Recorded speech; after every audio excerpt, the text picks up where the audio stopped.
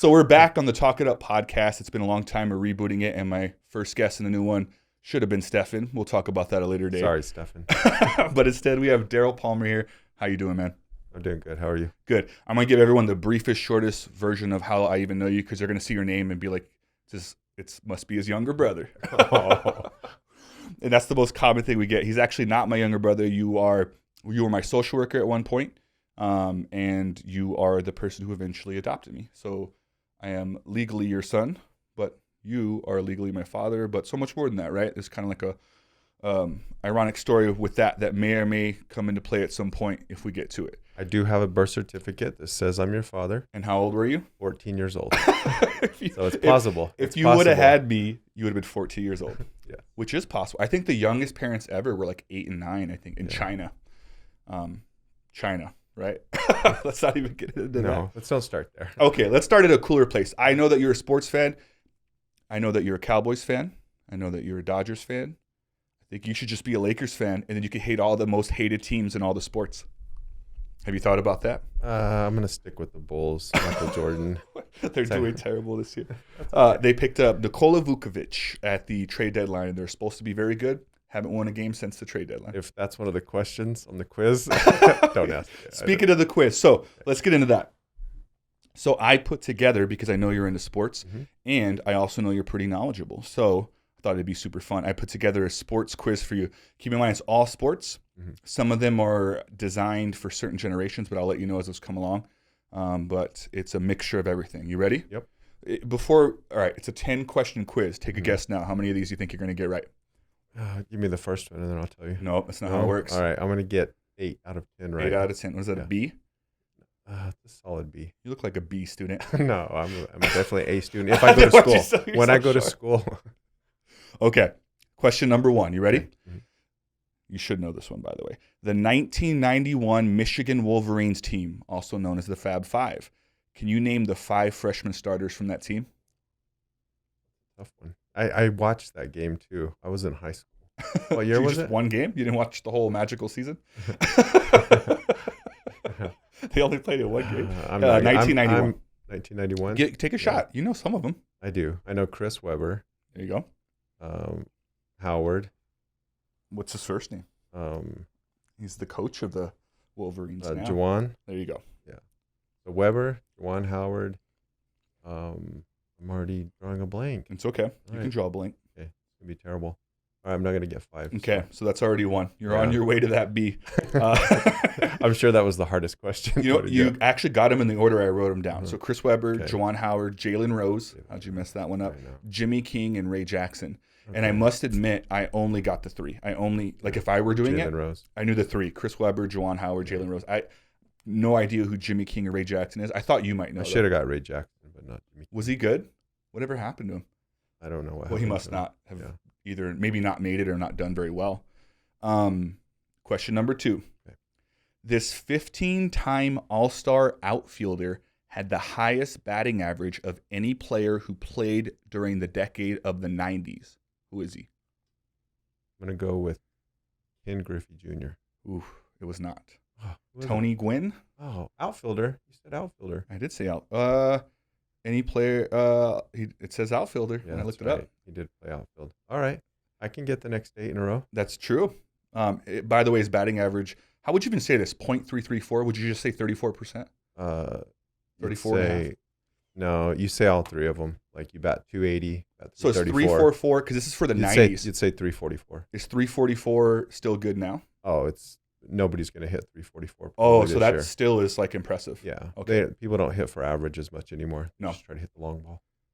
Okay. Well, Tony Gwynn did it in the 90s. Question number 3. Here's your first right one, maybe. Jerry Rice compiled the most receiving yards of any wideout during the 1990s. Who was number 2? These are not easy questions. But take a moment because I know you could. I know. All right. I got to think. So in the 90s. Okay. And you're even trying to hook me up because that should be my. I gave you a few 90s on purpose. Yeah, like go-to decade. Yeah. All right. So Jerry Rice, number 1. In the 90s, who's number 2? And I don't get any hints or anything like the team. You're doing so bad, I might give you a hint. Yeah. I get a lifeline? He was in the NFL, this guy. He was in the NFL. Yeah, that he was. helped. He was drafted. Was He he, on didn't the, walk on was he it. on the Buffalo Bills? He was not. I'll make it super easy for you to head start you. He was in the Cowboys. He was in the Cowboys in the 90s? Michael Irvin? There you go. Oh, I should With have known that. 10,872 yards. Yeah. It's All right. number 2 during that decade. Okay. All right. 1 out of 3. I don't think this quiz is going to last long. It's not. It's okay, though. What is the only team in the NFL to neither host nor play in the Super Bowl? Neither host nor play in the Super Bowl. That would be, no, host either. I was going to say Jacksonville. Stone cold, man. I'm sticking with them. Jaguars. That is incorrect. Oh, The Cleveland they hosted. Browns. All That right. should have been an easy one. All right, I failed the quiz. You failed. Well, you failed your score that you wanted to get. You can still pass. All right. You're tracking for a C. I'm not tracking for a seat. All right. I don't know how Okay. good your boxing knowledge is, but I actually Okay. did know this one, and I looked it up to confirm I knew it, and I did. So, and by the way, I didn't know any of the last couple. So, Okay. you get some points there because what do they call that when we both don't know it? Like 2 idiots? Is that what this is called? I don't know. Oh, Sounds see? good. I like that high self-esteem. Mhm. Which famous boxer is famous for this saying? It's tough to get out of bed to do road work at 5 a.m. when you've been sleeping in silk pajamas.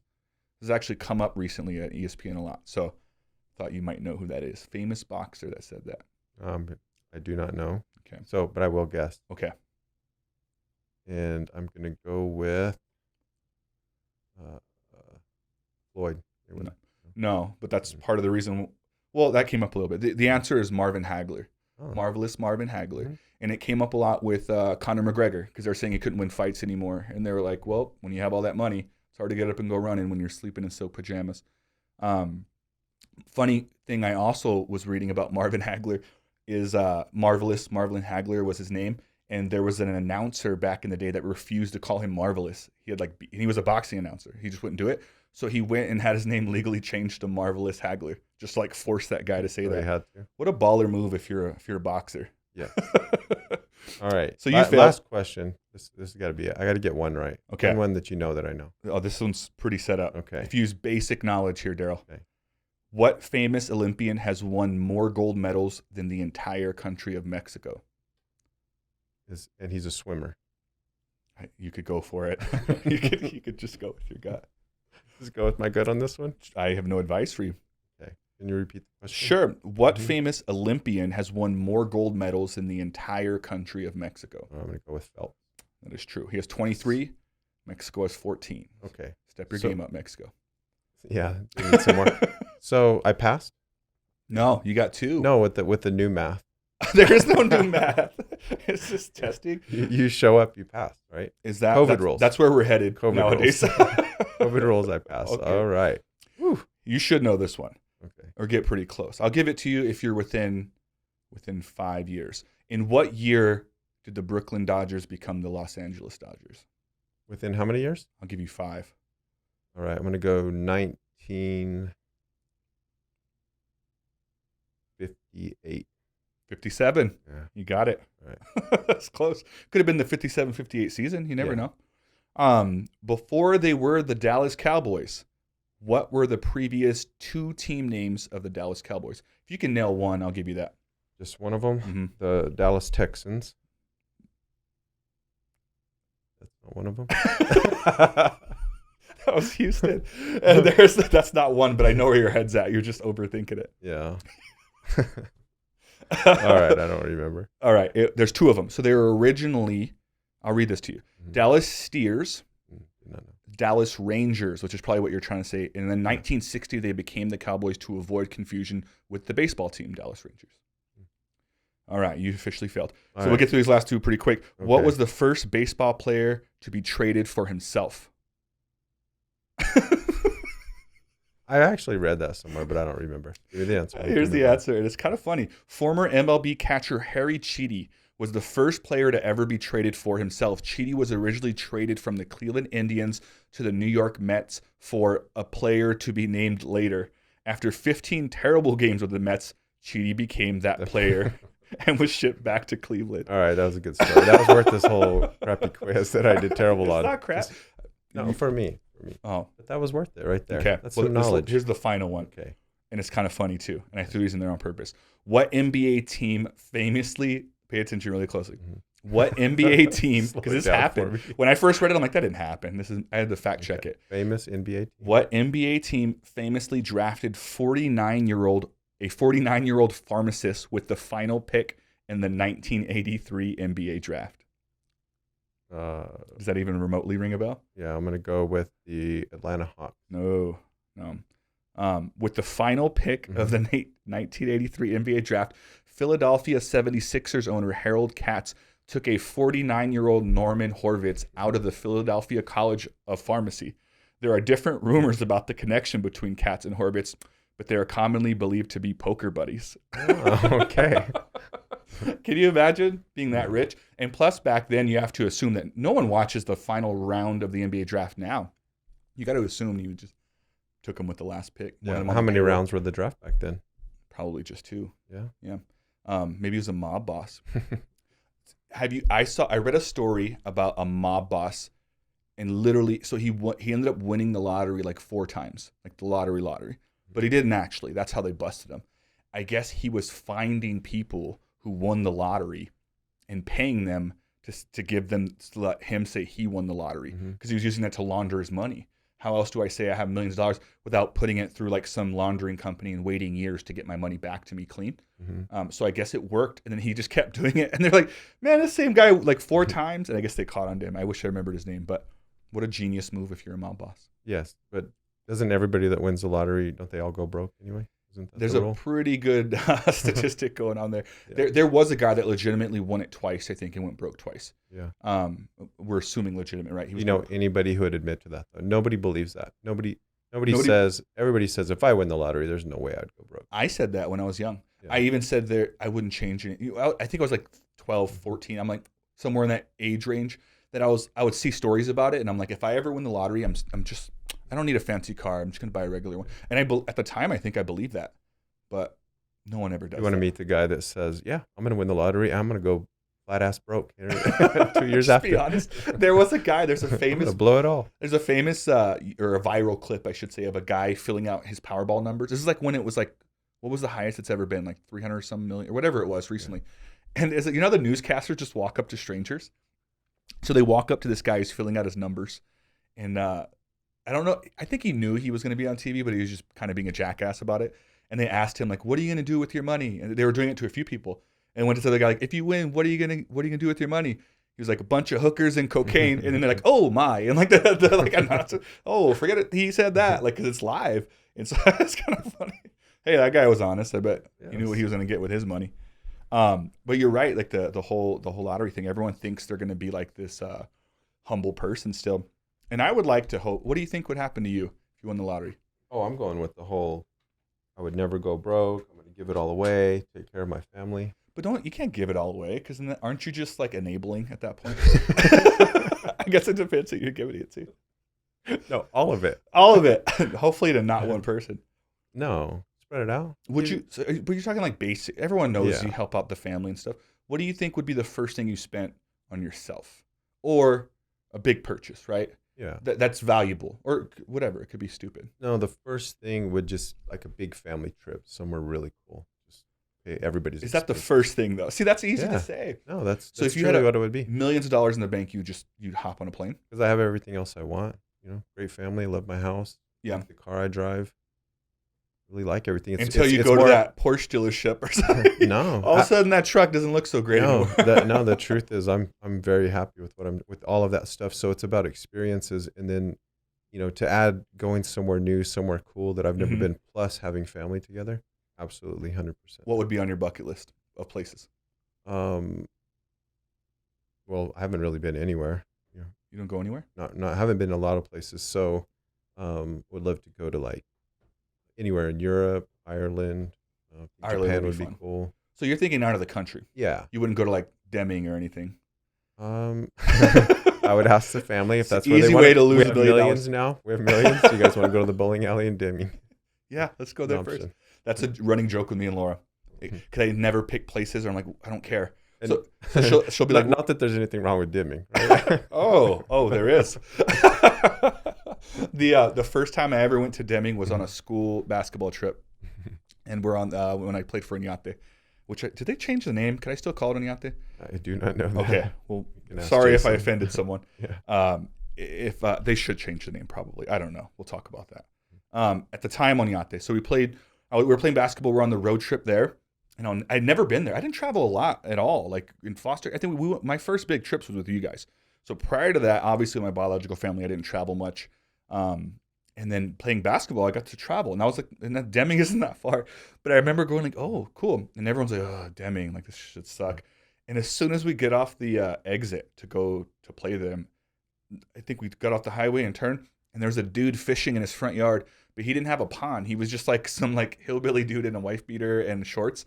And he was just throwing his line into the street. So we had to stop the bus with all the players on it. And he was just like reeling his and you know, they say first impressions of everything. That's Deming. There was tons of better times in Deming since then, but that will always stick out to me as what Deming is like. Place to be. So, but basketball, you're a pretty good basketball player? No, I was not. You didn't think you were? I was a terrible athlete. All right, I'm a quick learner. This is what I'll give myself credit for. Is I never played basketball at all. I played worked really hard. When was the first time you played? 8th grade. Yeah. And I only played because my foster brother at the time was really good, and and he was popular and played basketball. And I was more of the kid that got good grades, and he was like, "Hey man, help me out with this schoolwork, and I'll teach you basketball." And I'm like, fair enough. And so I have an addictive personality. So when I started playing, it wasn't just like, let me just play just because we agreed to it. It was more like, let me get really, really good at this thing. So I went all out. I played day and night, and with all the mental health issues I had growing up, it was like, that was my thing. If I was upset, I'd go shoot. If I was whatever I would just go shoot. If I wanted to be alone, I would just go shoot. If I was feeling aggressive, I'd bring someone, let's play one-on-one. So I got really good to the point where I made twice this happened in my life. I was the last person picked on the middle school team. And because I made it, I was happy. I tried out for the high school team, and the very last two people was me and this guy named Julian at Cruces High. And Heredia at the time was the coach. And he said, there's one spot left. And I knew it wasn't me because Julian was really good. And Patrick had trained with me and stuff. And so we're really excited. And he goes, it's going to be Julian and Will competing for the last spot. And then Patrick was so happy, he like high-fived me. And then, which was weird because like everyone else kind of was like rooting for me because I wasn't as good. So everyone was really excited for me and not so excited for Julian, which he'd been better than me to that point. And I played really hard. We did and I never seen anything like this. Is not typically the way they recruit. It was a freshman team, so it wasn't too crazy. But for that week, we went one-on-one through the whole week. And I wish this story ends up nice, but it does not. So at the end of the week, Heredia pulls me out of class, and to give us the decision, and he pulled Julian out too. And so I'm sitting there waiting, and Julian isn't there yet. He's like, hey, whenever he gets here, I'll let you guys know how it went. And this guy's super cool. I don't care if he hears the story. And then, so we waited for like 10 minutes. He was like, well, we were going to pick Julian, but he didn't show up. So you made the team, Will. Yes. That's how it was. And I was like, cool. It happened so fast that I didn't even get hurt. I was like, what? I'm on the team. I get a jersey. I didn't tell anyone, though, that part. I'm like, he picked me out, played him. It's out there now. But, I mean, and that's a good story. Anyway, but I remember that was one of the first things, because I had just met you right before then. Is this one mine?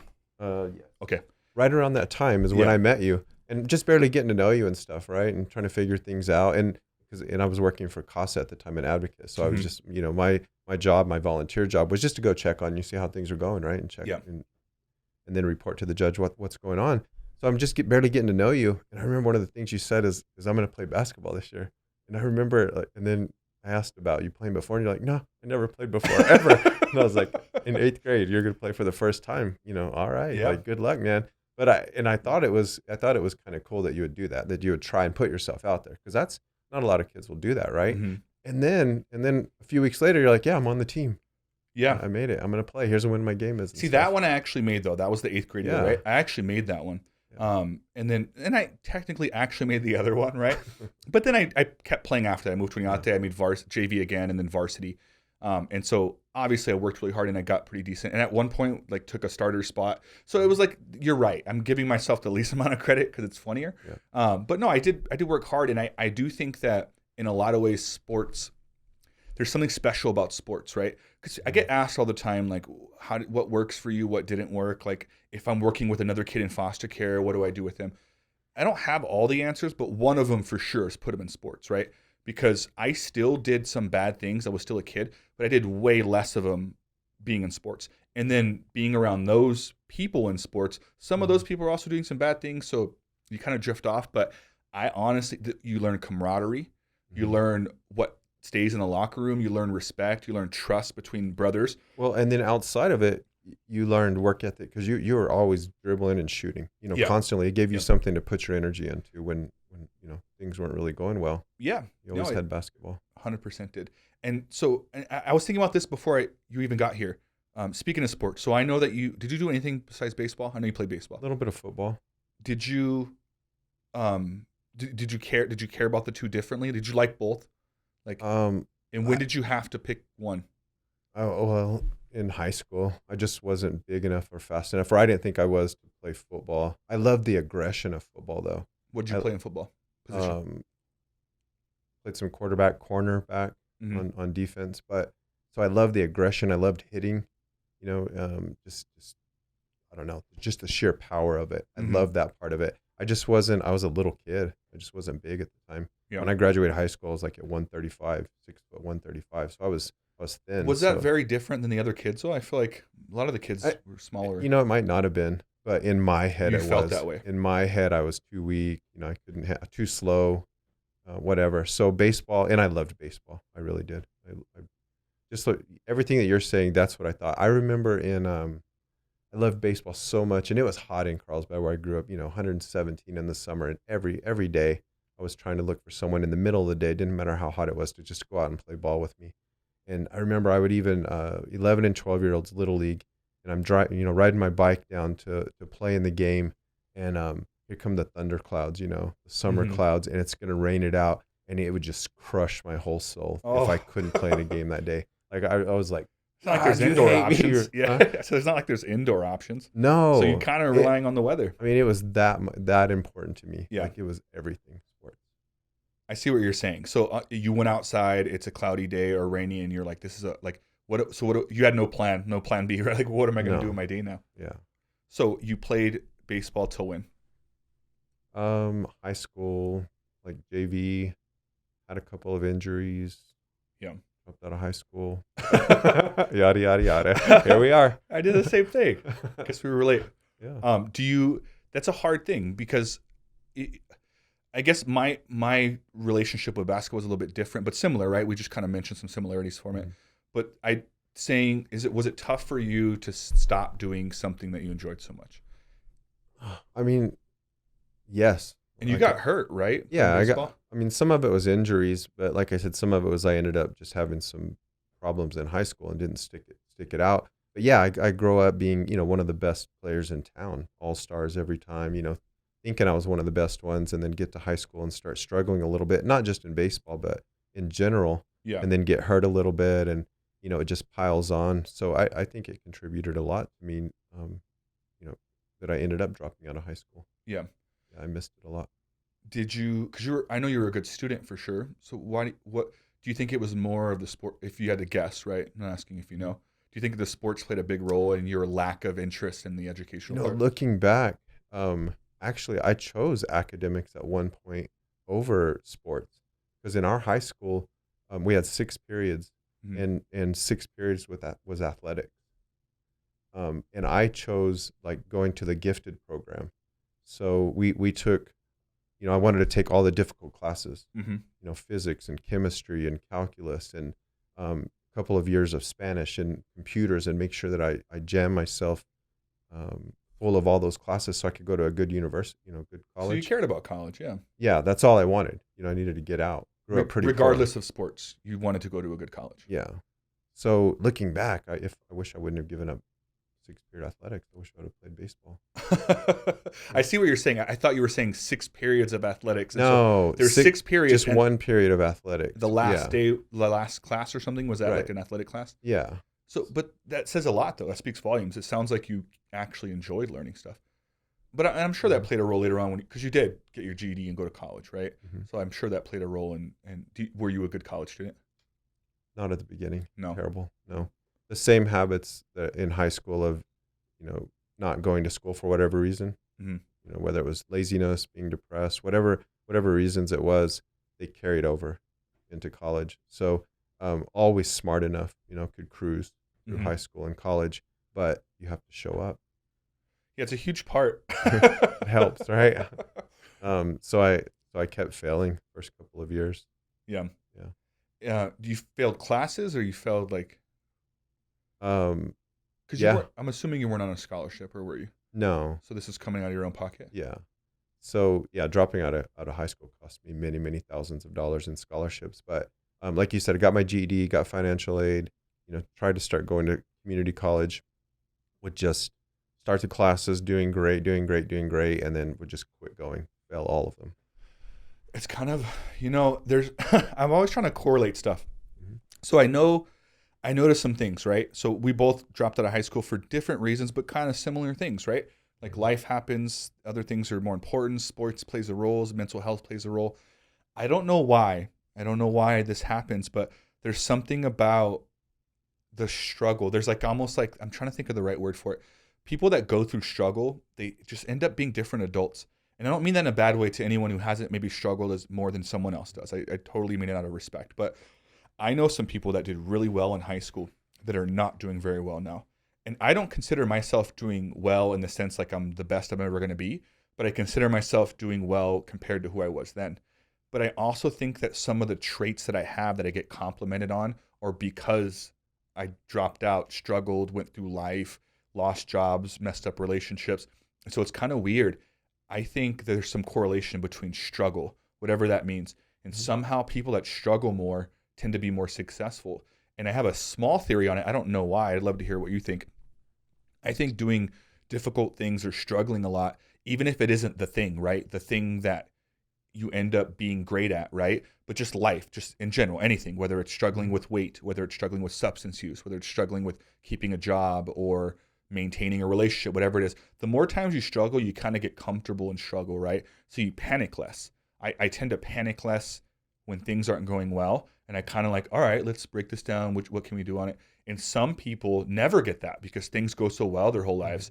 So when struggle happens, if they lose a scholarship or if their relationship's going down, whatever it is, they don't know. And they self-sabotage, things like kind of like crumble fast and hard. And so in a weird way, I would never glorify some of the things in my life that I'm not so proud of or didn't do well at, but I could definitely appreciate where it ended up with, because I don't think that I would be where I'm at. I definitely wouldn't have the job I have. I definitely wouldn't be the person I am had I not gone through some of those things.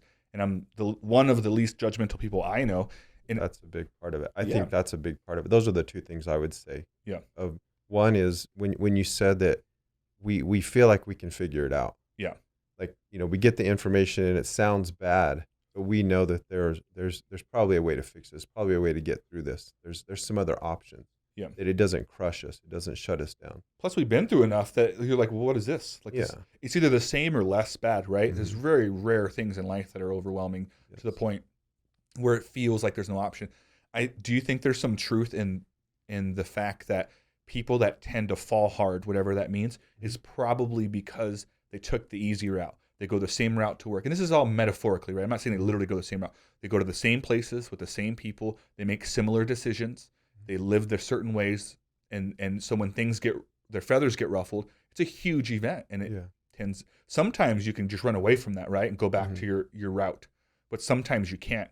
And those are the ones where people tend to fall hard. Maybe. I think there are a lot of reasons. But what you said about the judgment too is, I think that's a big part of it. That if anything else, I try to see the person's perspective, like where they're coming from, right? Is that what you meant by not judging them? You can because at least you've been through some understand stuff. Yeah. But it almost doesn't have to be exact. Like if someone was talking to me about something I don't understand, I've been through enough stuff that I can kind of take a little piece of it and relate to them, right? Is that something you can do? Like where it's like, oh, I don't know. Like if I were to talk to someone that had a family member that died in a plane crash, I don't have anyone. I don't even know anyone other than celebrities, but I have lost someone. You know what I mean? I have known what it's like to get a call. So I've been through so much stuff that I can find a way to relate. Maybe not the exact way. That's what I kind of mean by that. Yeah. I guess I think more, I pull for the underdog. I know that's the truth. because I'm always, I just want to help the person that maybe some things are stacked against them, or things aren't going well, or they don't believe in themselves, or they need encouragement. Definitely want to do that. Yeah. How does someone eventually not need you? And this is an important question with anyone in the helping field, right? Is we think that we need to give. And it's even called the giving and helping, the helping profession. Yeah. But people tend to do a lot. It's codependency, exactly what it is. How do you think you help someone, or what would be a good way to help someone help themselves eventually, right? That's a tough thing to teach someone, or to even do yourself. It is. I mean, the answer is you want to empower people, right? That's what you really want. And so trying not to fix it is such a hard thing. I don't know if that's worldwide or just an American thing. It's pretty common. Yeah. Oh, I see what you're saying. Yeah. Just like somebody tells you something and you just want to go to fix it mode, right? Or maybe it's just a man thing. I don't know. But I think it's a people thing. It's a people thing in general. Yeah. So yeah, it's stopping for a minute. And because you kind of said it earlier, it's finding out more about just asking another question. It's finding out what's really going on with them. And then as you do that, and it opens up this space, they start to see other perspectives. Yeah. And then their brain starts to be able to. You said something really cool, which is asking questions. And I think people forget to do that because we tend to go with the information we have, but you don't know what you don't know, right? And so it's like, it'd be a bad SNL skit to just guess wrong every time. Yeah. Oh, because of your depression. No, what are you talking about? Like, you know what I mean? Oh, well, people don't ask no question. What does that mean? What does that feel? What do you mean by that? Tell me more. Like those kinds of things. Because I think that's important too. But we live in a world where that's not always the cool thing to do. I think you jump on, if there's 5, 6 people in a room and one person says something and another person says, yeah, I agree with them, the chances are the rest will follow, right? There's studies about this because it's you know what I mean? If one person, wrong or right, if one person says this and all the other 5 say that one person looks like the wrong person. You know what I mean? So it's like, it's weird how we don't always take the effort to like connect to the other person, which is, I may not agree with you, but I should at least understand it, right? Absolutely. It's almost like an investigator, right? Like I don't agree that you murdered them, if that's the case the investigator's investigating, but I need to figure out what went through your mind when you were doing it. I was with you and you jumped to murder. You lost me. Yeah. What if I just started interrogating you right now? So where were you last night around 6? I did not do it. Something a murderer would say. But you get what I'm saying, though, right? Yeah. Like you still have to understand them, whether you agree. Can you imagine if every investigator was like, Absolutely. You piece of crap, like I'm locking you up? No, you have to understand. And so obviously that's an extreme, but I think it's important that people take an effort to understand specifically when you don't get it at all. That's one of the most important time to understand, or at least make that effort, right? Yes. I think so. And I think that's going back to the answer of how to empower people, right? Yeah. It's really finding out what's really going on, being with them, understanding them, and they feel like you're with me. And I think it does give them an option to look at choices that they can make and decisions that they can make, and that's the empowerment, right? It's when you're making the choices yourself. So if going back to the baseball thing, let's say there was no injury, so it was purely just availability, stuff like that. Speaking of empowerment, do you find who's that person for you, and is it yourself? Empowering. Who's your empowerer? Like, did you feel like you had that growing up? Did you feel like you had to be that for yourself, or is it something you got to watch someone else do and learn? No, I don't know. I mean, I'll talk it out and you can tell me what you think, but sure. I mean, I love my mom and dad to death. I feel like I had a grandmother, called her Granny, and first grandchild, and I felt like, I was the most important person on earth, and I couldn't do anything wrong, and I always felt that from my dad too, like, you're special, you can do anything you put your mind to. And so that's all I believed, no matter how good or bad my childhood was. And I look back and there's some pretty rough things, but I just remember the good things. And there's nothing that's impossible, and I can do anything, including sports, right? Yeah. All the baseball and football, and I played some soccer too. I felt super confident out there. And then I don't know what happened, but like in the 6th grade, it just all fell apart. I went to middle school and got picked on and made fun of for being smart and little and white and whatever, you name it. Yeah. And it was just like the self-esteem just crushed. And all of a sudden, I didn't believe in really anything. I didn't believe I could do anything right, except I did still believe that I was smart and could get good grades. It's weird because kids around the age that are in middle school, they're the most brutally honest people in the world, right? They will say things, but they also, in the same light, that's around the age where you start figuring out that, and you can kind of manipulate things and bully, right? And it's obviously, I don't even know if it's worse now, but think it probably is with social media and stuff. Yeah, I can imagine. But I remember, I can relate to that for sure. I was bullied in middle school. I was the super unpopular kid. I was the smelly kid because I was living at my biological home at the time, and I would just get sent to school. You know what it did for me though, was made me really funny, because I knew that they were going to make, this is like part of my brain developing at a middle school age, is I knew they were going to make fun of me after a few times. And I started like just at home on a paper, just like, all right, I would come up with like how to do comebacks. Yeah. Like if they say this, I would have them all. And I would just wait. I'm like, oh, I swear to God, like someone make fun of my hair. You know what I mean? And I had a joke for like about their mom, like and her Do you have hair. any? Do you have a, That would, how cool would that be that if would I be had awesome. a notepad? Yes. They'd probably be super vulgar, like most kids were. But I'm saying it kind of survival tactics kind of thing. It kind of brings out a thing where you're like, all right, I'm going to start planning for some of these comments. It worked out for me, but it definitely wasn't easy. It's just weird how that plays an impact. I remember in 6th grade, that was the first time I came home and I was asking my mom, like, what's a nerd in a schoolie? Schoolie? Yeah. Schoolie. Oh, I didn't know. You know what schoolies are now? I do now. Okay. Anyway, she said, I don't even remember what she said. She was kind of awkward with it. She was trying to explain. And she's like, don't worry about it, Daryl. You're good enough at sports. It's going to be okay. I see where their head was at, but it still matters a little bit. Yeah. I have this theory, and I'm not a parent, so you should tell me if this is wrong or right. But I always take a perspective of like when I do become a parent, and the only thing I have to go off of is what didn't work for me. And so I think that one thing that parents don't always do that's important. Why is that funny? Say that It's again. a big list. Here's my script of being a parent. Is what you said? Yeah. Just to do everything. Just do the opposite of what my parents did. Okay. Not everything, but that's what I have to go off That's of. your start, huh? I think they never explained anything to me, and I'll give you an exact story. I don't know if I mentioned this in a previous episode, but my grandma used to do this thing where she would, and obviously my mom was an alcoholic and my dad wasn't there, so she was gone. I was literally at one point in El Paso was being raised with my grandmother. Must have been like 9 years old. She would never explain to me what I got in trouble for, and she would even use big words that I had no idea what they were. And so, like privileges, like you're gonna lose your privileges. I'm like, take them. Like I don't even know what that is. That sounds dirty. Yeah, I don't need those. I had no idea what it was. And so she would say that, but she would never explain to me what or why. She would just tell me what is. Will you can't do that, or William. That's how she would never say will. She'll get mad. William. And she would yell at me, shoulders back. And she would be like, you can't do this. You're going to stand there until you apologize to me. This was one of her go-tos. She would make us stand there, me and Colin both. And I didn't know what an apology was. And I'm like, okay. Like, so I would just stand there. And she would come back every like 15, 20 minutes. So you ready to apologize? And I'm like, no. I know it. I sit there for hours sometimes. She just like spank me and send me to bed.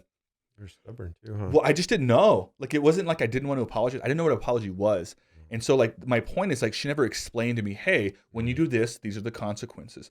You need to apologize. You need to say sorry. This is what it looks like. Saying sorry is saying, hey, not just saying the words, hey, I understand why this can make you feel this way, and I'm going to make sure I don't do it again, or at least put in an effort. She didn't break it down for me. She just literally would say that. So one of my things on my list is, like, fully explain it, right? And I use that example, but it's anything. Kids all the time, don't touch that. I see it all the time in public. Don't play with that. You need to respect me. Your kid doesn't know what that word means yet. They're going to match what you're doing, which isn't very respectful in this case. So there's tons of things there, but I think it's important to break it down because in a way that a kid can understand. I'm not asking you to developmentally appropriate. Yeah, I think absolutely. You think that would be a good thing? Oh, put that on your that should be on the list. Something your parents didn't do that's going to be great for you is just talking to them though. Like, you're conversational. You learned it's a big coping skill for you. You're good at it. Yeah. You learned how to do that. And that's what your kids want. It's like having a dialogue with them all the time. And it increases their vocabulary. It teaches them to be social. It's really great to hear. What age is appropriate to stop using like baby talk? Because they did this with Josh. They would say car a lot. I don't know if you remember this. You play with your car. So until he was like 15 years old, he said car. And like, because they never like, so I've always wondered that, like, when's a good age? Because obviously when they're a kid, you don't want to be like, hey, what up, dude? Like, you want to, like, if they're children. So I get that. But is there an age, or how do you know? I mean, it's really more about, kids are smart. That's the thing. Kids are smart and resilient, and they're going to be awesome. So the number one thing, before I even get to that, would be, I would tell parents just to relax. Yeah. Just relax Just and chill out. just chill out. Chill out, Use your parents. days off. Use your days off. Be kind.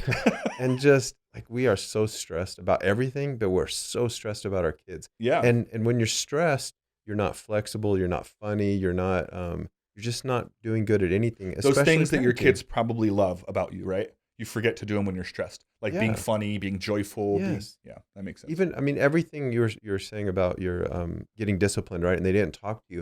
I mean, just think if it was the opposite, and they're just like, hey, this is what's going on. This is the boundary you cross. Here's what happened. Here's what's going to happen now. Yeah. And you just feel like, all right, I get it. I respect you. I get it. And I don't know. And I do it too. We all do it. It's just what happens when you're a parent. You're stressed and you worry about what your kids are going to be and how they're going to act and if they love you or not. And you're worried about so many things that's where I'd always start. Is people just need to calm down and invest. Here's what I tell them, if this is okay, is think about what you want your kids to be, not while they're with you, Yeah. but when they're graduated high school and they've left. And people come up to you and say, hey, I met Will, and he is, and then you fill in the blanks. What are two or three or four things you would want them to say about Will? Today or when I was a kid? Yeah, when you have kids and they run into your kids and they say, you know what, I met your kid today, and your kid is what? Oh, respectful would be one. Yeah. I really hope they're hilarious. Boy, That's a really good point. They're respectful. But if they weren't, they would just leave that off, right? Your kid's very stale, dry humor. they would say, so respectful. He's kind of strange. I met your son, Will. He started staring at the sun in the middle of the conversation. No. I hope they say respectful. Yeah. Oh, see, funny's not important, but it would be important to me. It's but if they didn't, they could still think he's funny. So I'm throwing funny in there. That's an important one. I'm trying to think of which one's the most important. The last one. I would say it's important that they're like charismatic, like they're fun to talk to, and it wasn't just like, "Hey, how's it going? You're doing great." So those would be the three things. So I see what you're getting at. And they'll maybe say they'll end up putting like hardworking in there somewhere. Yeah, friendly. Whatever they observe on that interaction. Yeah, right? they'll put all these things in there. That's what I want my kid to be, and like, well, then that's just how you have to be to your kid. That's a good point. You want your kid to be respectful, you be respectful, and not and to other people and to them, because that's what they're going to be. They're going to be what you put into them. Yeah, they're not going to be any of those things that you mentioned from fear, are they? No, 100%. Especially not funny. Fearful funny. Just a bunch of like aggressive jokes. I'm scared, but it's kind of funny. I don't know.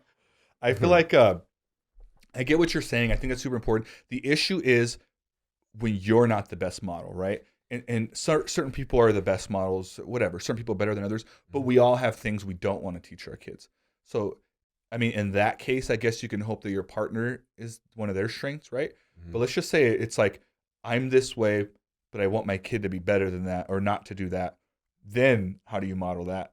Okay, same. So you did it perfectly. You said, here was an experience I had as a kid, and I didn't like it, and I want to be different. So I'm going to talk to my kids more. I'm going to explain things to them. But if people even do that out of fear, they'll over-explain, and they'll be too worried about explaining everything, and then it can go wrong too. Yeah. So there's no right way, but I just think it's important. I think it's a good starting point. I think if you try to explain stuff, and I think you can mix it up. I think you can. The reason I was asking about the age is my theory. Again, I'm just basing this off of what didn't happen with me. Is that you can do both. You can be when it's a child, when they're 2, 3, 4, 5. You can be the friendly baby talk, and then when it's something that's in trouble, like, you know what I mean? Because I have friends' kids that I hang out with. That sounds so creepy. I just realized that the parents are there. They're there, and I'm hanging out with them, but I can explain to them what happened. You know what I mean? And I'll be playing with them, and they'll throw a card at the other one. And I'm like, hey, like, let's make sure, because if you do that and she gets hurt, she'll cry, then we don't get to play cars. That's not very nice. So let's make sure. Beautiful. You know, and then they respond, though. Not all of them, right? But there's times where, and then we go right back to like, hey, view. And so I'm thinking there could be a mixture of both. No, you're nailing it. The narratives are important in talking. Yeah. No, I think that's a great skill. You're right on it. It's one of the things we just don't do. Everything you just said. We call it narration in counseling. Like, you're just narrating what's happening. Yeah. And they're starting to get it. You know what else is cool about narrating? If parents would do it, is it kind of calms us down. It helps Like us the person doing it. yeah. If you're like Do you put on your Morgan Freeman yeah, narration voice? you are now. He I'd walked like to into tell the you, dry Andy got kitchen. away. The child stared angrily into the abyss. Even that, okay, That was do nice. it. I feel Yeah. calm. You're not gonna hit them after that, right? It works. And they're gonna be funnier, or stare into the sun. Or yeah, they might stare into the sun. But no, doing that narration, because we start to get it. Like you're throwing a tantrum because your sister just took that car, Yeah. but you can't hit her. I know you had a bad day. I know we've been traveling all day long, and you're frustrated and tired and hungry. Mhm. And as you say it, you're starting to like get the perspective of the kid. Mm-hmm. That makes sense. Yeah. Yeah, I think that it's a two-way street, and you're right. And everyone always thinks their kid is smart. This is what I have an issue with. No one wants to hear this, and I'm not telling the people who do this. Everyone thinks their kid is so smart and the smartest kid, and by all means, keep doing it. But I agree with what you're saying. Kids typically are smarter than they give credit for. So when a person says my kid is so smart, what I interpret that is he's or she is smarter than you thought they were, as opposed to I have a genius on my hands here. And some people do, by all means. Let's celebrate those kids. But I think for the most part, what people mean when they say that is I am wowed at my child's level of intellect. That thing came out of me, and look what it can do. Yeah. It's awesome. Now show everybody what you can do. Threw 3 Legos at me yesterday, and I didn't even show it how to do that. But that is how it is, right? It's kind of like that. But I think that's what it is. I think people don't genuinely understand that they absorb everything. They're like sponges. And again, I'm speaking as the kid I'm not a parent, but I was that kid. And I was way more aware that like I remember sitting there and like, let's not do this in front of the kid. He doesn't know what he's talking about. All right, let's go over here so the kids don't know we're dealing these drugs. It literally happened, and I'm like, all right, like I totally knew. I remember. Well, they're gonna go deal like I knew. But to them, they're standing right in front of me as if I had no idea what was going on. And it amazes me to this day how much people don't understand, like, kids get what's going on. And even if they don't get exactly your language and what these big words mean, you kind of figure it out, right? I mean, they have, like, monkey studies where they can put the shapes in the hole. Like, you know what I mean? You observe and figure things out. What do you think we can do as human beings? So I think it's important to give children credit. I actually think kids remember from even before we're born. Like our brains can absorb every memory. We just don't have language for it. Mhm. So it's like it stores in our body. I completely agree that we see everything. But if you tell a parent that, it freaks them out. You know why? Because when we hear something like that, we go to the negative. They're experiencing and seeing only all the negative stuff. We That's can't true. think that they're also seeing when I'm nice and kind and when I'm doing good things. Mhm. Like we'll just go to the negative, and we don't want to think that they're seeing all that. So it's like deniability. Yeah. Like people choose to believe that they don't know what's going on because it's easier. in their better interests kind of thing. Do you know what's your youngest memory that you have? Can you remember? Like I was trying to do that this week. I did this before, and I don't remember how old I was, but I remember I was in Louisiana, so I must have been like below 6, but I was young. I remember I could walk, but barely. This is how crazy it is. I don't know. So when do kids start walking nowadays? You probably know this better than me. Around a year. Oh, so I don't think I was that young. I would say because I could walk, but I remember I wasn't that great. I have a memory of me not walking very great. So maybe 2 to 6, somewhere in there. Yeah, a lot of people it's 3. You know, around For the their first language memories? develops. Yeah. Okay, so that makes me feel better because I always thought like, is there any way I remember 2? Like, but maybe I did. I remember going to a bar in Louisiana to like with my brother Colin, and I think my sister was there. But in my memory, it was just Colin. And I remember going there. It was the bar down the street from our trailer, because my mom worked there, but would also go drink there. Like, and she was just missing one day. And so as that young of a kid, like We went looking for her. we went looking for her. And I remember they let us in the bar. Like I remember walking in, they're like, "There's Carol's kids. Where's Carol?" And they like went around looking for her. And we just kind of hung out there. One of the bartenders came out and said, "Hey, Give you a drink. he didn't give us a drink." Oh. But he did say hang out. They took us behind the bar to the quieter area. We hung out, waited. And then one of my mom's boyfriend at the time's family members had to come pick us up. But I remember that. And I remember like not being able to walk. Maybe he did give me a drink. No, I'm just kidding. No, I think I was just young. I remember I didn't walk very well. I remember at least, or maybe the memory was just like kind of hazy like that. Either way, I'm like, I was thinking of that recently. I'm like, that's my youngest memory, I think. I don't think I can think of anything younger. Could you think of anything while I was talking? No. No. I was trying to do that, and I couldn't even think of anything that young. No. Not even back to 3. I mean, and you know stories, like your parents and people tell you stories. that happened? So maybe like sometimes that's part of your Yeah. memories. I have a gap in memory because I remember that, but then like you said, I don't remember really anything until like way later on. Well, because that was a we'll remember and store something that important or scary or something That's big like true. that It was that pretty happens. traumatic. Yeah. Yeah, Yeah. So maybe that's our brains like because the brain when you're in this fight or flight or you survival mode, mhm. your brain opens up and expands and will slow down things and take in all the information and record it. That makes sense. Well, yeah, that makes sense. I I think it would be a fun career that I was never remotely interested in, but just seeing it as an adult would be like the people that do brain studies and like neurologists or whatever, because it's kind of interesting learning like what the brain does when and how. I read Mhm. something one time that the brain, I think, has like a max capacity of like, I think it was like 600 and some names that you can remember at all times. Like if you, that meaning they're fresh on your head. Now, Mhm. sometimes you see someone and you don't remember their name. It's because your brain met new people since then and it pushed that name out, and then you could sometimes recall it, or if they tell you, but then your brain naturally pushes some other one out. And it's there, it's just not ready for you to like, it's not readily available. But I guess at all times you have like 600 names programmed in your head ready to pull out, whether it's celebrities, doctors, old friends. Like that's kind of crazy, huh? Mhm. And if you think about it, we probably all have met or run into over 600 people in our lives. All it made me think of was sense of humor, and you want your kids to have a sense of humor, and where is that in the brain? Ooh, I don't know. And where is it in the brain? And then how did you get a sense of humor? I have no idea. I think it's. I think everyone that I know that has a decent sense of humor have been through some traumatic stuff. So I Yeah. think there's some correlation there. And so it's like I'm trying to think of someone that doesn't have a good sense of humor. Maybe that's a better way to start this. Yeah. But I don't know. I think you just learned. For me, it was a tool. It was my key into getting into the social crowd because I figured out, and I've told this story in a different podcast, so I won't retell it. But I made a girl that I really like laugh in middle school, and that was like the bell. I'm like, oh, I'll just do this. I don't need to do anything. I mean, playing basketball came along later Mhm. on as an extra idea, but I'm like, I don't need to like study. Like people make fun of those kids who study. You were that kid. Really? And so I'm like, I'm not going to do that. And I definitely was smart and took school seriously, but it wasn't cool to take school seriously. But I knew I could make people laugh, and I just like that was my go-to to the point where it definitely inhibited my education. I was playing pranks on teachers and getting kicked out of classes all the time. And so it was like it was tough for me because in my brain I'm like I'm just trying to fit in here. Like what's wrong with this? Mhm. But looking back, it cost me some really good opportunities. Reminding me of a story that I'll tell you real quick.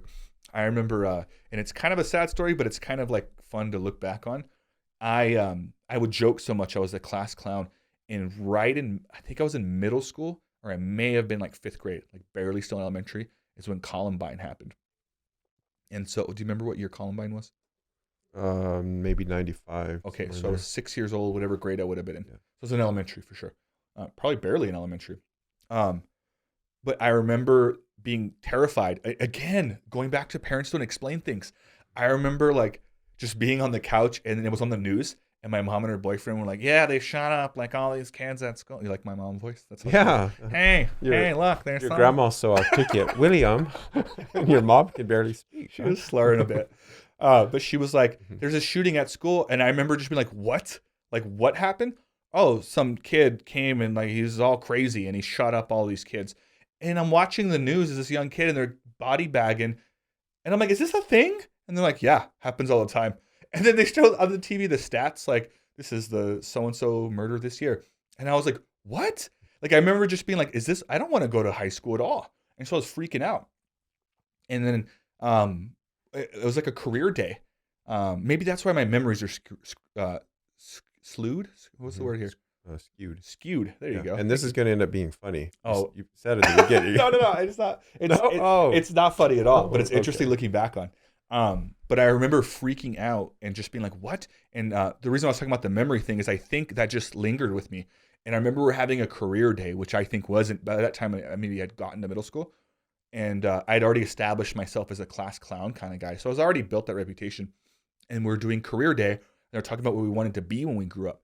And then they were asking each kid, what do you want to be? And they're like, I want to be a firefighter. I want to be a cop. I want to be a doctor, right? All the basic stuff kids say. And when it got to me, I said that I wanted to be alive. And all the kids laughed. I was not joking. Yeah. All the kids laughed and the teachers got mad at me. And they were like, Will, this is not the time to be saying things like that. again, doubling my trauma. I'm like, what do I got to do to get some love around here? I was just like, they thought I was trying, and everyone did laugh. And I remember thinking like, that's literally like, I literally just wanted to get through high school alive. And they sent me home. And of course, my parents didn't come pick me up. They never had a home phone. So they're like, they suspended me.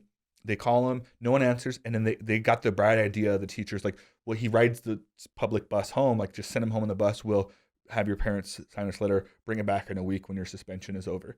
And so I got home and I just didn't tell them. They never knew anyways. I just like took off during school hours and hung out with friends. But I'll never forget that. I'm like, why am I in trouble for like being scared of death? Like, it was so like traumatic. And then I guess the ironic or funnier part is like growing up, like me and you talked about this, I have a strange relationship with death, but I get it now. I understand it. And looking back, it's kind of funny because everyone thought I was joking. And that would be a kind of joke I would have said had I not been like traumatized by it. But yeah, again, I think had they explained to me, this doesn't happen a lot. You know what I mean? There were shootings in El Paso at the time. At one of the high schools there at Franklin, I think, or one of them. And so I just remember thinking like, this world is scary. I'm going to die. When I go to high school, there's a really good chance someone will kill me. And I didn't have any goals beyond high school.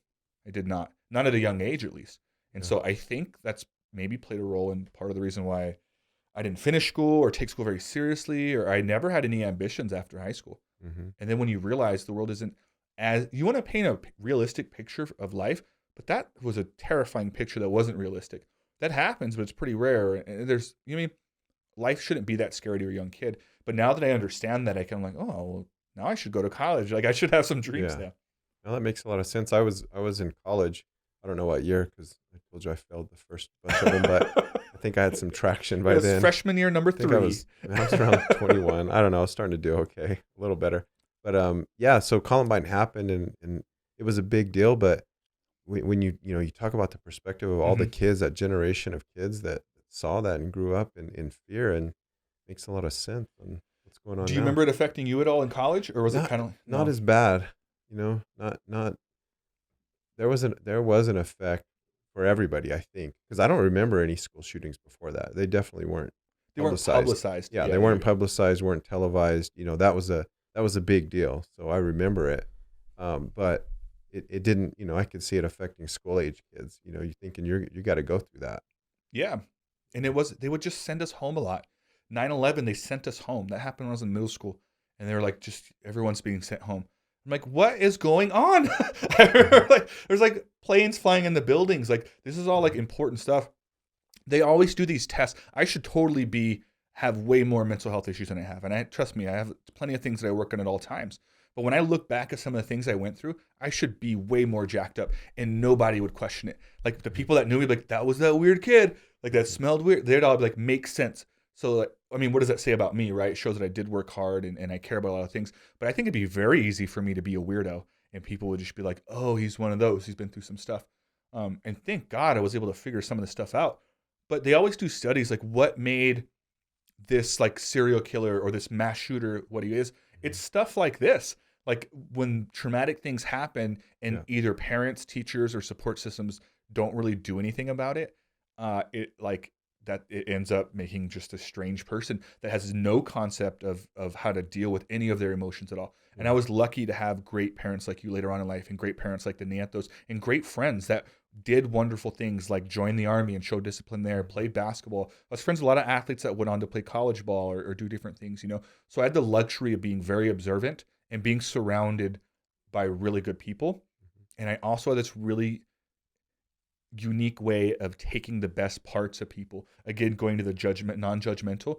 I could meet someone that was really good at one thing and maybe wasn't the best person, but he had really good work ethic. And I would just take that work ethic part and incorporate it. And so I took a little bit of everyone. And I think if I had to give credit to something, it would just be all the people around me. I think that's true. And I mean, that's what we preach a lot in the counseling, is that relationship. You can have a lot of bad relationships, but you find a few that really teach you how to relate and care about people and listen and communicate, and you just feel believed in and you feel safe, right? That's safety. So you got little pieces of that, and it's hard to overcome because when you were little, you did not have that. Yeah. And so your working model of, do I trust people? Do I believe in people? Didn't have to get there. And that's where you said serial killers and people that do bad things, that's not in them. They're like, I don't trust people and I don't trust myself. And They were babies at one point. Is that hard? Like think of like what's absolutely. the Jeffrey Dahmer or these like Mhm. that at one point that was someone's baby. Yep. And so it's like we always look and we vilify people, but very rarely do we get the opportunity, or we could if we tried. Like, why did this happen? You know what I mean, what's going on? Like, how do we prevent this? I'm interested, kind of thing. It's just hard because like nobody would support you if you supported Jeffrey Dahmer when he was back alive, right?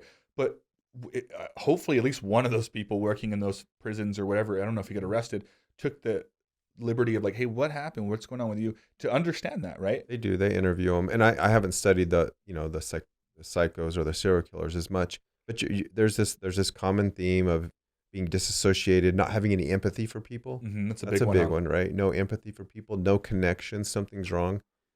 So what you're talking about is important. One of the big resiliency factors, which is sad, is simply how intelligent you are and how you can make So sense some of it is things. genetics, is what you're saying. Yeah, some Which of it makes is sense. intelligence and genetics. It's that connection. But I don't know. I got off track with Jeffrey Dahmer. I'm just You were picturing him. talking about you were talking about resilience. Oh yeah. One So of the yeah, factors was and intelligence. finding the right person. But we just can't. I personally believe you can't leave out evil either.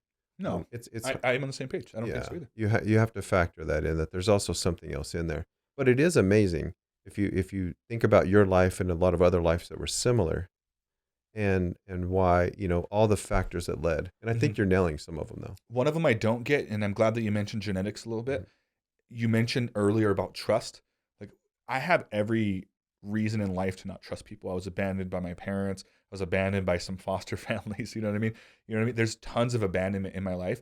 I Mhm. don't know why. That's never affected my ability to trust people, and it's never affected my ability to make new friends, and it's never affected my ability to love. Like in all my relationships prior to this, prior to the one I'm in, and even the one I'm in, I'm fully able to give my heart to them. And the only issue is the one I'm in now. They do the same thing back. The other ones did not. But I don't Yeah. know how to halfway care about someone. Even with friends, I don't have a lot of half friends, right? I have acquaintances, right? And business friends or work friends and stuff. No But like, step friends though. no, maybe a few step friends, like married into like friendship somehow. Um, or friend in laws. Is that what that would be? Friend-in-laws. But I don't know how to like, and it sometimes gets me in trouble, is what I'm saying. I don't know how to always be a friend from a distance. I really care about people. I really do. And I really care about where they end up. So when I have friends that are doing some bad things, the smart thing to do would be to distance myself from them, but I sometimes cannot. So for whatever reason, and I definitely didn't inherit that. So I don't know where that comes from. I don't know where my ability to love, my ability to have friends, or my ability to trust. I don't know why those were not taken from me, because I think they should have been. I should have trust issues. I never really have. I've always been very forgiving. If someone does something and they're man enough or woman enough to take up for it, I'm like, I have a hard time like I'll like take them right back, and I'm like, all right, fair enough. I'll move on. I'm very forgiving. I don't know where stuff like that comes from. So are you saying that some of that is just built in, Uh, no, not necessarily. or I do you think, think I learned that at a later age, just not at a young I age? mean, that's what I'm saying. Usually you get it first as a little bitty baby, right? When you first come out, and the first people that take care of you. And if it doesn't go well, is it a possibility that very early on your mom was pretty nurturing? Did you not hear the story about the bar? You were 3. What about 2 and 1? So maybe 6 months I get old what you're up saying. to That's a more of a year. joke. Maybe there Yeah. was that I don't have any memory of. Yeah. There's good parts. That's what you know. What now that I think about it, I'm going to be completely honest. That is the thing about my mom, is she was very kind, and that's why it's so hard to be upset at her, because she's a kind lady. Yeah. She just made all the wrong choices, continues to make them, and you could still be manipulative and kind, right? Mhm. She has a kind face, she has a huge Yeah. smile, she's very loving, but her intentions are always self-serving. And so Mhm. maybe you're right. Maybe going back to the part where I took the best parts, maybe I just took that part from her. I don't know. Yeah.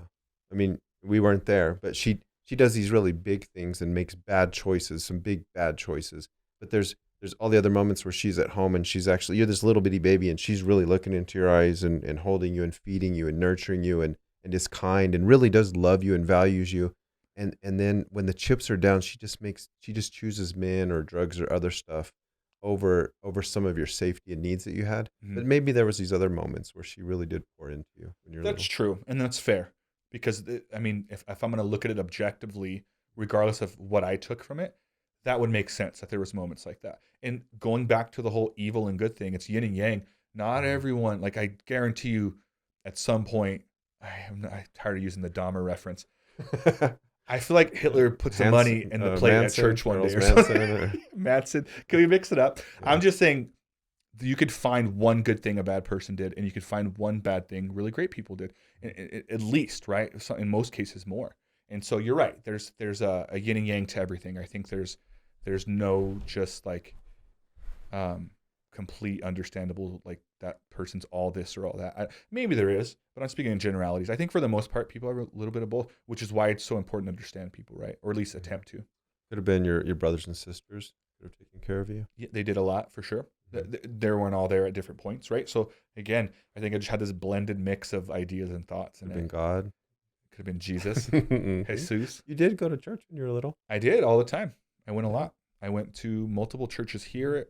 I don't even think you know about that. I for sure went to church with my grandma. You know that because she would always take it to Cracker Barrel, but you only got to go there if you went to church. I tried to use that same thing on you when you moved in, and it didn't work anymore. Well, I was grown up, and I learned. I learned I could pay for my own. Cannot be manipulated by Cracker Barrel anymore. Yeah. I did go all the time, but I did learn stuff there, and then I did actually go more seriously when I moved here. There's a lady when I lived with my mom and her boyfriend at the time. There was a lady whose son we met. I have no idea how we met them, but she would pick us up and take us to church. And at that point, church was almost like a refugee place. Like my home was so bad, I was willing to go to church. Yeah. But I did bad things at church. I remember I stole money from this kid who was like the one of the nicest kids. I don't even remember his name. He was really into VeggieTales, and so he would always have me over to watch VeggieTales, and I would like steal his stuff. I don't know. I just don't know why. I sound really bad saying this, but I'm being honest. I would go to his house, and he would play video games. He would like, dude, you got to see VeggieTales episode 345, Broccoli Meets Moses or something. Like he was all into it. And I'm like, dude, put it on. And like he would put it on, and then I'm like, I'm gonna use the restroom. And whether it was like money in his wallet or some cool toy, his Pokemon cards, I would take stuff from him. And he liked me so much. I think he knew, but he was in denial. He's like, every time Will comes over, my stuff is missing. I wonder like who's coming over when Will's here. Like he never like blamed me for anything, and I felt bad as an adult at the time. I'm like, you know what I mean? I don't know why I did that. I know this is a weird story. Went from God to thievery. I really like that kid, man. Yeah. I feel sorry. If you're out there, hit me up. I'll apologize. But yeah, I did go to church a lot, and you know, there's a lot of it that makes sense. There's a lot of it that does not. And I've talked about this in a previous podcast as well, so I won't get too much into it. But I do think there's a benefit, right? Maybe you're willing to consider this or not. But here's my take on it. There is kind of a benefit for not really committing to a religion. And the benefit of that is I get to objectively listen to other people's beliefs. Everyone thinks that their religion is the correct one. Very little people ask me, what do you think? It's usually like, are you one? And when I say no, well, hear about mine. There's a lot of that. But I have met people that are Mormon, and I had a wonderful conversation with them. Probably the most silliest religion in my opinion, but I listened to it, right?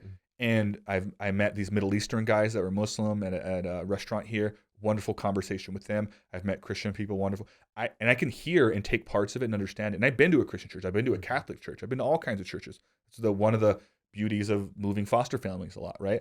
And I get to take a little bit of it. I just I don't see what's the bad thing of not deciding. I don't want to pick one, but I like hearing about them all because once you pick one, then the other ones are all wrong. Like, I don't know. So that's my take on it. That the one benefit is that I do get to hear people objectively, and they don't feel judged by me because I don't have an agenda. I literally just get to listen to what they're saying. Well, and I had no agenda bringing up God, but when you're talking about love, and there's really no other reason, there's a lot of reasons you shouldn't love, but you do, and that's what made me think of God, because that's what God is redeem. To me, it's redemption, it's love, it's loving when you're not supposed to. That's my God. It's grace. It's like you don't deserve the love, but I'm gonna love you anyway. And that's what I hear from you. And I was hearing through that whole story. I did not take it personally. I appreciate it. I never take anything that you say about religion personally. Yeah. I think me and you have a good thing going. You've never pressured me about it. You bring it up nonstop. It's always quick. I joke about it back, and you never get hurt at my joke. You just go, fair enough. You don't say this, but I'm sure in your head you're like, just try again next time. Always next. We have a good thing going, and I'm cool with that. Maybe Yeah. one day a bell will go off. Yeah.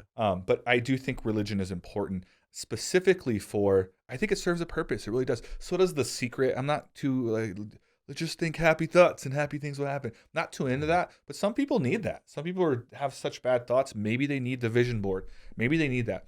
People in prison tend to be very spiritual. And I get that. When you lost everything, you need something. It does serve a purpose. Whatever the religion is, Right. I think it serves a purpose for certain people. And maybe it will serve a purpose for me one day. I don't know. But as of right now, I like to believe in people. I like to believe in being kind to everyone, or at least the attempt to. I'm not the kindest person to everyone. I'm a human. I have attitude. I may say something that offends, right? It happens.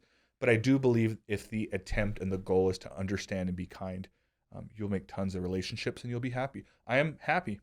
There's days where I'm not. There's days where, like we were joking at dinner the other day, where I'm trying to figure out how to not get stabbed. Like my stupid mind, like, tries to play out all these stupid scenarios, and that, I think that's just It wasn't life. not getting stabbed. It's after you got Oh, stabbed. it was for sure getting stabbed. Yeah. How do you survive it? Yeah. I think that's a smart thought for everyone to have because nobody plans for things. But again, going back to the difficult situation, because I spent a night doing that, I'm not saying I could survive it, but if something happens and I were to get stabbed, I think I stand a greater chance than if I had never thought about it, because I am at least somewhat prepared. Oh, hey, it's not frightening. It's like, oh, this, I mean, I get it's not going to be that's not going to be the exact thought. Oh, hey, take a look, I'm stabbed. Been through this a million times in my head. I know it doesn't work. Step one. But Random it serves thought. a purpose. Two random thoughts. One, I'm mad about the sports quiz. That's not random. And two, I hooked you up on a few of those questions. I know, it was so sad. And two, the reason I brought up the comedy and stuff is because nobody that I've ever like watched shows with laughs out loud as much as you. Really? Nobody. Isn't that important? Yes, it's awesome. It makes it more enjoyable. I laugh out loud literally when I'm by myself. Someday, Laura, like, I'm sure my neighbors at the old house probably thought I was crazy. Yeah, it doesn't. I'm weird. Like, I don't need a crowd. You know, sometimes you watch a movie by yourself and it's not that funny, but when you watch it with someone else, it's super funny. Yeah, it's just as funny. Like, I'll sit here like Ace Ventura. I will crack up laughing the whole time. Sometimes I laugh into the pillow because I don't want the dogs to freak out. But yeah, no, I literally find joy in stuff. I allow myself to find joy in stuff, and it keeps me going. I need it. I'm super social. Ironically, if there was a way to do these podcasts during COVID through Zoom or something, I should have done that, because that's my recharge. Most people recharge hanging out by themselves. To me, this is recharging, having conversations and being social.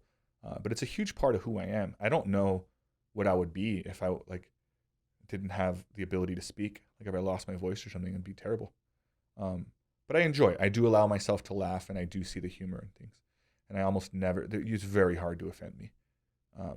Unless you are trying purposely to. Even then, you probably have a rough time, but I think I find the joy in stuff.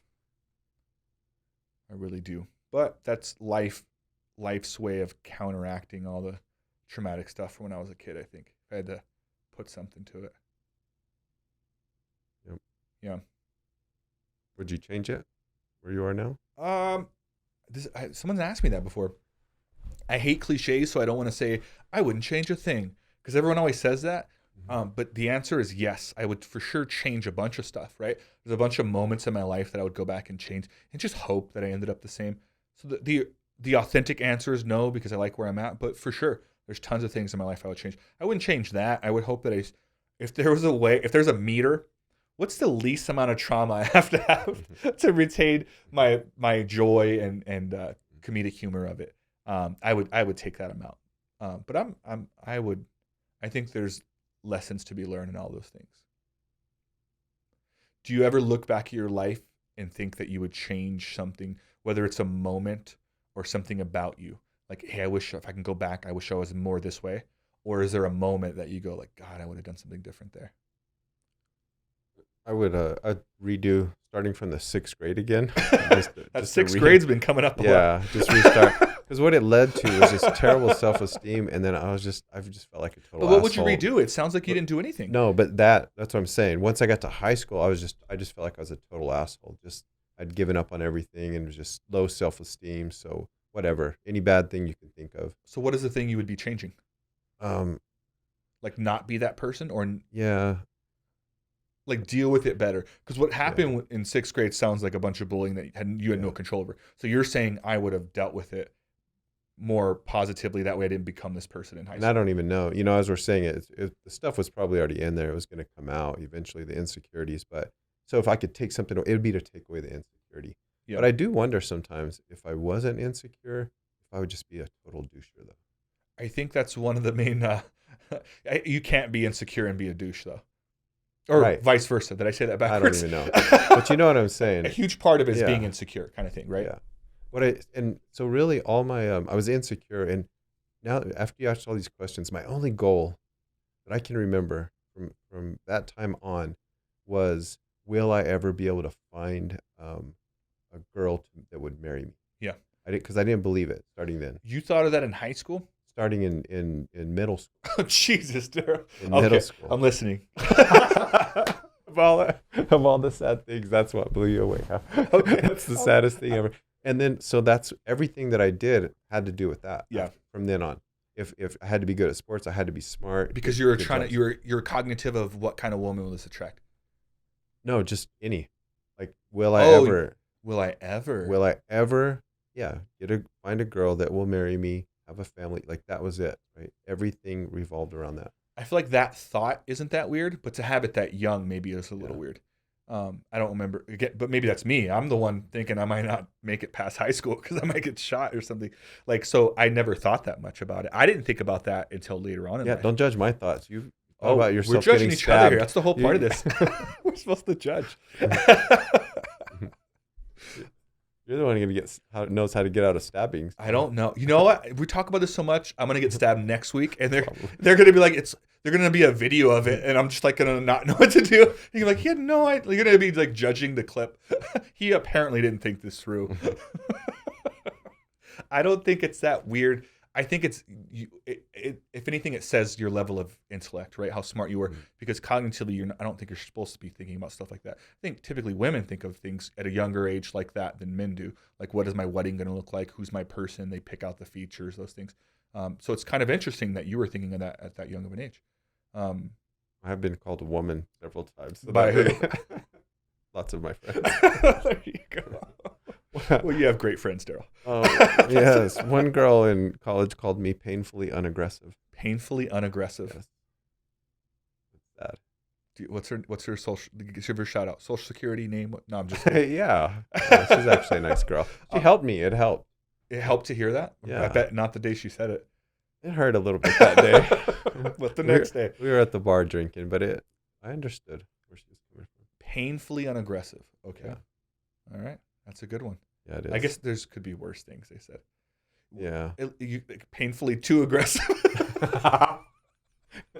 There's a lot of that going around right now. There's a lot of guys that have no boundaries. So I guess it could have gone the other way. Yeah. If you're going to start on one end, I think the unaggressive part is the way to start. What were we talking about before that, though? Because I think I was onto something. Your level of thinking. So obviously it worked out for you, but do you so that your legitimate fear was like, no one's really going to love me for the way I am? Yep, that's exactly it. Yeah. Mm-hmm. I don't think I thought that cognitively, but I think that played a part in it. I remember, I think I was just so behind. Hearing your stories, I was for sure behind you, which I think most people were. I think you were ahead of your time. But I think I was a little bit behind emotionally, right? Intellectually, like figuring things out, I obviously had good coping skills. I had great survival skills. But emotionally, I think I was a little behind. Because I never even thought, like, I remember dating some girls that were terrible. And, like, I never thought, like, is this the person I'm going to marry? What kind of, like, are these characteristics important to me? Like, it was all looks, right? Physical stuff. But I didn't think, like, this person is this person has these tendencies. Like, is this the kind of person I want to be with? I was never even considered any of that. It was all about, like, emotionally invested in all of this 100%, and you'll figure out why later. I think that's kind of not healthy either. Crazy what kids really think. That'd be interesting. People could. I don't think we want to be digging in people's minds. I think that'd be really cool. That'd be a good show. I think. Well, there are shows like that. I think where they're like doing tests and stuff, or like studies. They're not like literal tests. Maybe some of them are tests, but no, I get what you're saying. I think it'd be interesting to know, like studies. I'm sure there's some studies on like what decisions people make, right, and why they do it, and where it comes from. But I think that if you're, I always wonder. I lost a friend in middle school. I don't know if you remember him. His name was Anthony McGee. He was my neighbor when I lived with Robert Berkowitz. He's one of my best friends. Committed suicide. He went to Zia with me in the backyard of the house behind. I didn't remember his name, but I do remember the story. And it always makes me wonder. He was one of my best friends, and that, of course, again, played on my traumatic life and death stuff that happened growing up, but on a different purpose.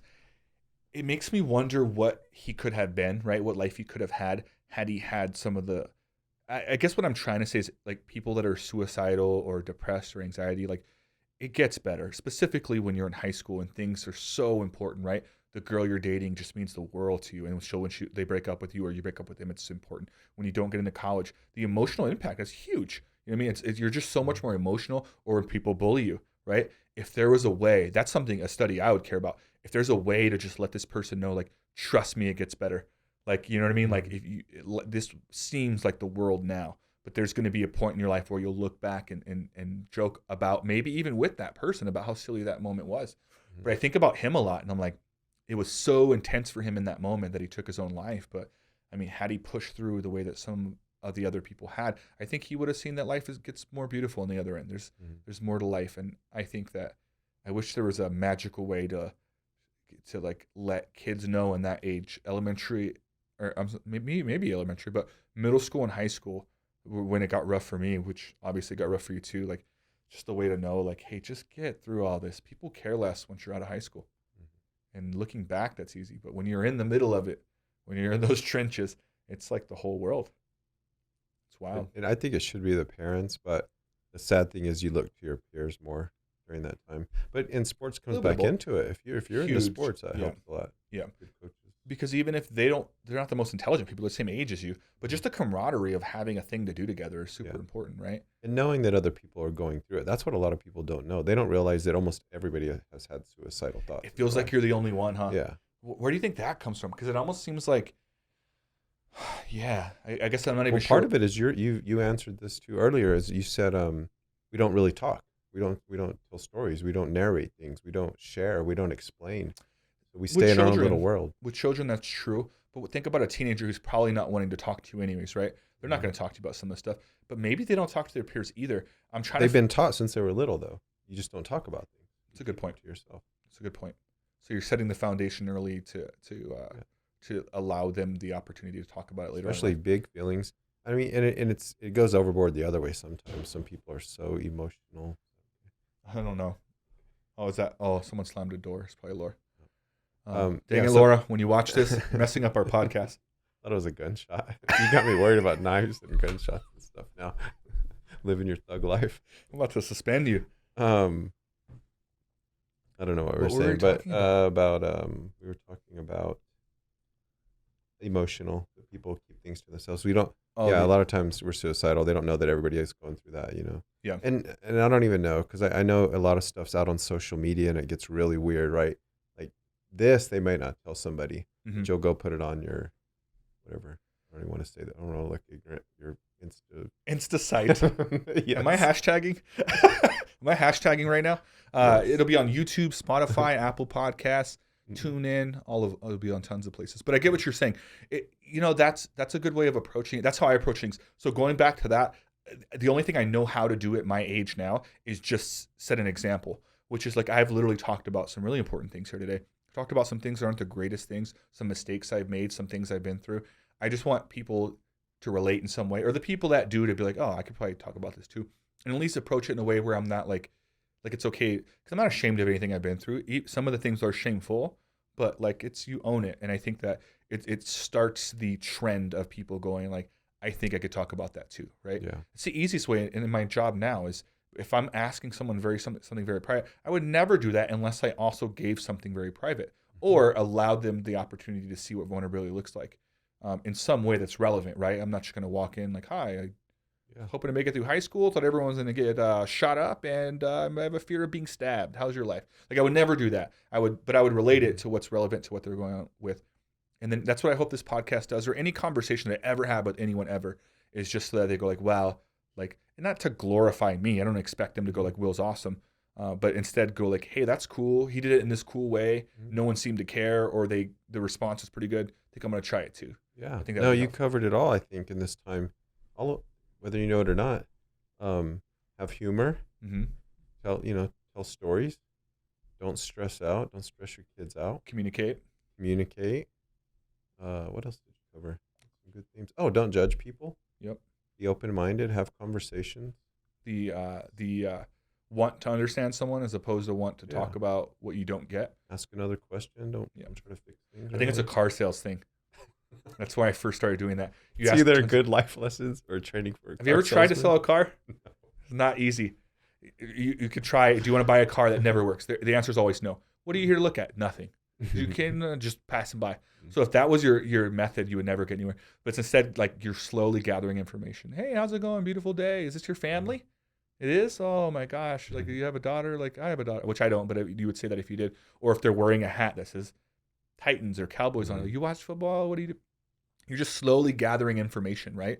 So now I know they have a family. I know there's 6 of them on the lot, right? He told me that. So I know he's not interested in the coupe, right? So I'm literally just figuring things out by asking him questions. I know he told me that he works at White Sands, so he obviously drives on the highway a lot. Mileage is going to be important. Safety is important. His kids are small. So I'm not going to, you know what I mean? It's crazy how much you can get info out of someone just by asking questions. And so I'm not wasting my time. I'm the whitest guy I know. I'm not trying to be in the sun. I'm not trying to waste this guy's time. He's already standoffish the moment I met him. So I'm getting all this info on him. I'm building rapport while simultaneously gathering info. And then I now go, hey, and I get yeses a lot. Sounds like you're looking for a car for your own family, right? Yes. So it sounds like, if I had to guess, gas mileage is important to you because you mentioned you work in White Sands. And they're kind of taken back like, yeah, like, oh, you remember that. And you know what I mean? I'm getting a bunch of yeses, right? Yes, that's important. Yes, this is here. Yes, that's right. Is this right? Yes. Hey, I have some ideas for you. Would you want to come take a look at a few? You're already in a pattern of saying yes, so they usually go, yeah. And so it's crazy how that works. And it's not manipulation at all. It's understanding your individual. And so I think I learned that a lot through selling cars, that I took it into my regular job. And then now just friendships. When I meet people, I'm genuinely interested in them. So I can ask a lot of why questions and a lot of like, tell me more about that. And then because it's interesting. It's interesting if you let it. And I think that might be where I got it from. But so we're hitting close to an hour and a half. It's been fun. We touched on a bunch of stuff. It's like I talked way more than you, but you're going to be highlighted, man. You had some great moments in there. Get your sports. I'm going to brush up on the sports trivia. On sports, man. And it was right off the bat. You're nervous. You're about the brain. We were learning about the brain. Quiz again at the end? Yes, I do. How much would I bet you still get like at least 3 wrong? You don't remember. Jimmy King, Jackson. All right. Michael Irvin. Well, I really appreciate you coming in and talking. Maybe I'll have you again in the future. And it was fun. What do you think? Good time? Great, yeah. All right. Let's do it again. All right. We're out, everyone. All right.